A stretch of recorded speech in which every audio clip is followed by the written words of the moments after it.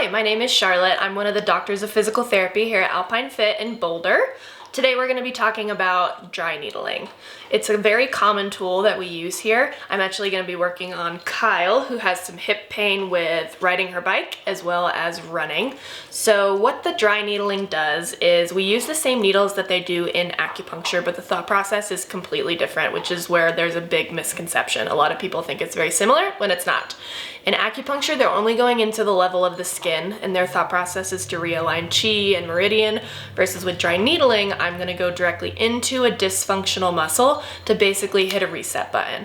So what that reset button does is it increases blood flow to that muscle, it flushes out the pain receptors that have gathered there, but it also helps that muscle activate better, which is the most important piece that we're trying to achieve with the needling. So we're gonna go ahead and needle Kyle's hip. This is Kyle's glute med. We're gonna put the needle into this muscle right here. She's gonna get a nice deep and achy feeling in that muscle, which is what we're looking for. Then we're gonna come in and put some electrical stimulation into the muscle. So this is gonna help with activation, increase blood flow, really kind of get everything just woken up again. So Kyle, let me know when you feel this muscle start to beat.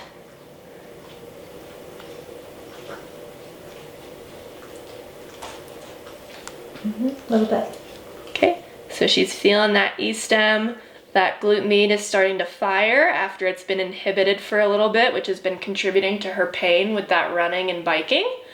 And we're just gonna hang out here for a couple more seconds and do this a couple times. One of the most common injuries that we see here at Alpine Fit is bicep tendinitis. So your bicep tendon comes up and attaches in your shoulder. It also actually attaches in the shoulder joint itself to your labrum. So pain in the anterior shoulder area a lot of times can be coming from that bicep tendon. And that is because the shoulder complex isn't moving correctly, so that bicep tendon is basically getting pinched every time that we're doing anything overhead, out in front of us. So Kyle has been suffering from some bicep tendinopathy pain. It's been affecting her when she's running, biking, working out in the gym. So with tendinitis, there's a change in the tendon itself.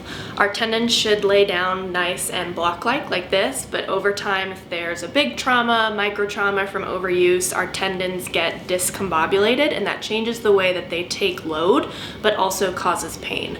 So what the needling can do is it basically goes in and creates another injury to give that bicep tendon an opportunity and an environment to heal, to then correctly lay down that collagen matrix again. We would then follow that up with corrective exercises for the shoulder to make sure that the shoulder blade, the clavicle, and the humerus is all moving in unison and with good biomechanics to make sure that we're not continuing those little micro traumas to that bicep tendon.